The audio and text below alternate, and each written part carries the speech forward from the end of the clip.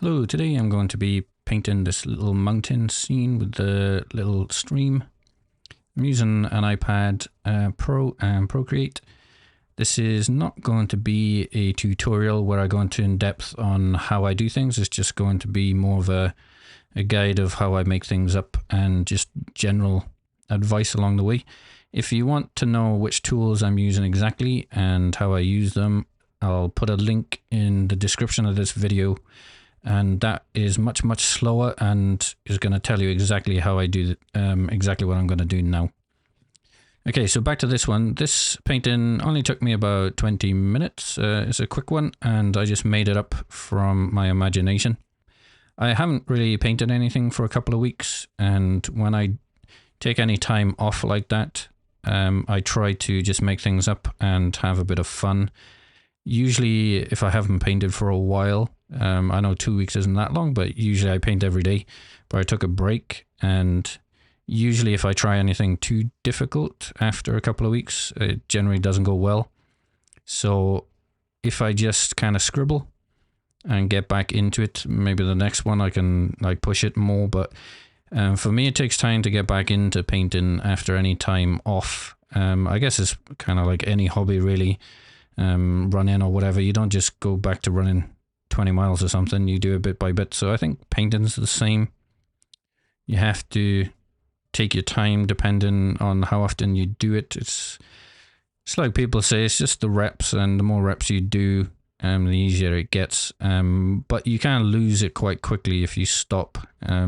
Generally, that's why I try not to stop, and I just keep on painting pretty much every day, and it's much easier. So anyway, I picked a fairly simple topic that I paint all the time. So again, that's on purpose. I want to do something I know well and in a style I know well. You probably already noticed that I'm not using a brush. You'll see me doing this pretty often. I won't go into the details again. You can check out my tutorials on that. Where I show you how to use this brush. It's fairly straightforward, to be honest, but there are a few little interesting quirks to use in it, so go check that out if you want to, or carry on with this one.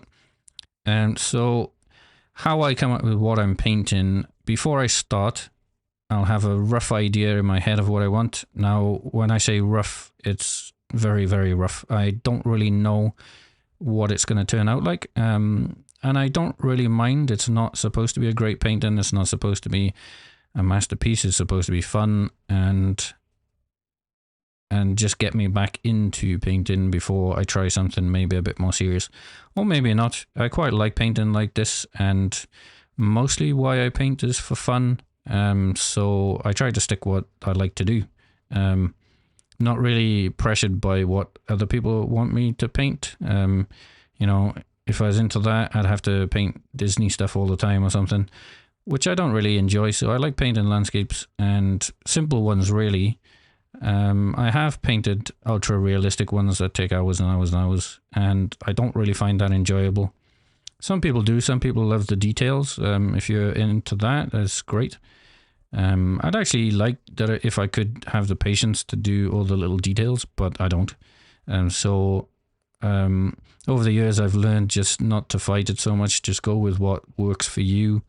And highly detailed paintings, I get bored with all the amount of colors and things you have to put in them, and you have to stare at the reference. I mean, you definitely need references when you're doing, very detailed paintings. And I get bored that I'm staring them at all the little details and comparing it to what I've drawn. And is it right? Is it wrong? Is it the wrong color? Blah blah blah. And I honestly, I just get bored. So this is why I like making up paintings like this, because they're fast. Like I said, 20 minutes. To be honest, though, I've been painting in this style for like a year or two, and it used to, and still can sometimes take me about an hour when things don't go right or I start fiddling about. But 20 to 30 minutes is quite good for this kind of style. If I double it, which I can sometimes, that means I'm probably using reference and trying to copy parts of the paintings a little bit more. I do use reference sometimes, but I prefer not to use reference, but you have to use it sometimes so you can learn about what something actually looks like. And I seem to kind of have to do that every now and again, or I'll forget, or I'll start cutting corners and they'll stop looking like I want. Now, obviously, this is not realistic, but you should still be able to tell that they're mountains and they're clouds and trees, etc. So every now and again, I'll use reference and remind myself exactly what the trees look like, how the mountains get formed, etc. And most of it, especially for this style, is the shape. And that gives a massive indication of what it is. There's other things, obviously. It's not just shape, it's shape, color, size, that kind of stuff. It's not detail generally, though. If I leave all, so you can see I'm onto like highlighting sections, but my point about it not being the detail, if I left out all of the detail and didn't do any of it, and I just said, here we are, I'm done, hopefully you could tell that it's mountains, clouds, grass, etc. So you don't need the detail. If you can't tell what things are in the block end stage, you probably should stop and make sure that you can, because the block end stage is basically what your painting is going to look like to people, and the detail and stuff is just an added bonus. So if you're blocking first layers, you know, when you got like 6 layers and it's just blocked in, if you can't tell exactly what they are, then you probably need to work on that more, because all the detail is going to do is add, but more interest. Now, I'm not saying they're not useful, they are, but they can't save a painting. So when you put detail on top of these big shapes, if the big shapes are not correct, you're going to struggle. Now, what I mean by correct is going back to what I said earlier, is I study real life stuff and look at their shapes and sizes and angles and things like that, to get an idea of what they should do now. So, and I try and remember those and replicate it with the shapes. Now, after a while, you get used to these shapes, and some people call them icons, from I think it's old terminology, but basically it's kind of the language of the shapes. So if I drew a tree, if I draw the right shape, you'll know it's a tree, etc. So that's fundamental to any painting, really. But because I'm not realistic, I can't get away with the ultra detailing and textures and all that kind of stuff. I don't really have any textures, so sometimes textures are a good way to show what things are. I'm not using textures, so that's a bit more difficult. So it's even more important that I get the shapes right, because if you had heavy textures, you could texture the trees, for example, and you'd know, because of the texture, that it's a tree. But because I don't have those, I have to keep my shapes very simple and more like trees than you could if you were using more textures and things. Because with more textures, you could probably make more weird shapes, but I can't really get away with that. So, yeah, for this style, I have to be a bit careful to make it kind of overly simplified so you can tell what things are. So the counter to that is when I've got this type of style wrong. It does happen, and sometimes they're rubbish. And there's usually a good reason for that. And it's generally the same one. There's a couple of the things to look out for, though, if you try something like this. Is mostly the shapes are not well defined. That's the major problem. Or there's too many. So it's mostly about the shapes.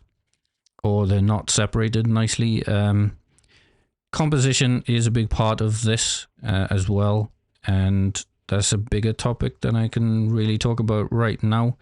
But again, for this style, I need to keep it simple, or it doesn't work. So when I'm talking about what doesn't work, it's the shapes, too many shapes. And if the composition is too busy, like say, so I've got a bunch of trees there in the background going along the line. If I had another line in front and another line behind and another behind and so on, it probably wouldn't work because you wouldn't be able to tell one tree from another.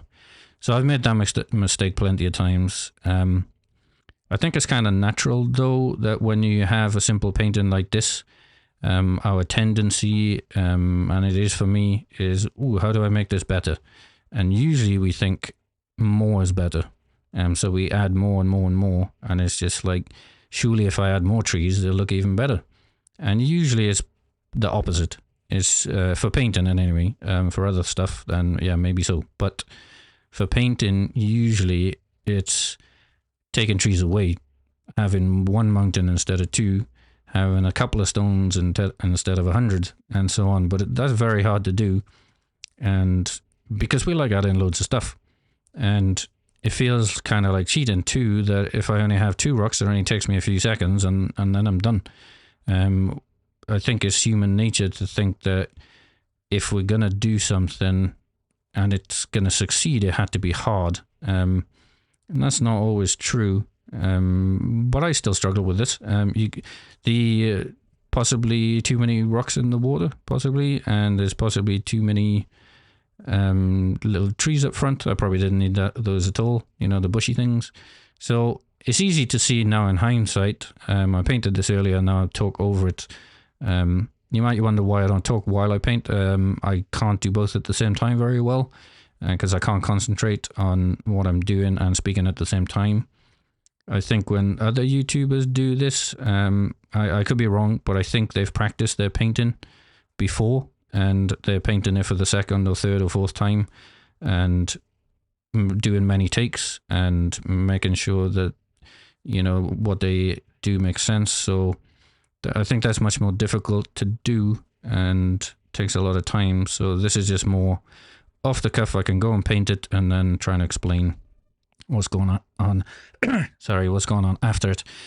Even Bob Ross did that. I was reading that him and his studio came up with compositions and paintings way before they did the recording, and they practiced it a bunch of times. And then sorry, a dry throat. And then they recorded it, and it took many takes still. So obviously he's very experienced and very good at it, but it took a lot of time. So anyway, let's get back to this. Mostly detailing now. So my basic structure is get the big shapes down, make sure they look quite nice, and what I mean by nice is obviously that's not a great word. It's like, does it have nice balance? Is the composition interesting but not too crazy? Do I have nice shapes, nice angles? Is the sun all coming from the right direction? That kind of stuff. And most of that you just learn by repetition. So for me, I usually learn by my mistakes most of the time, by what I do wrong. And so if I just keep on doing things wrong and wrong and wrong, I learn, well, don't do that next time, don't do that next time. Because working what's right doesn't always work again.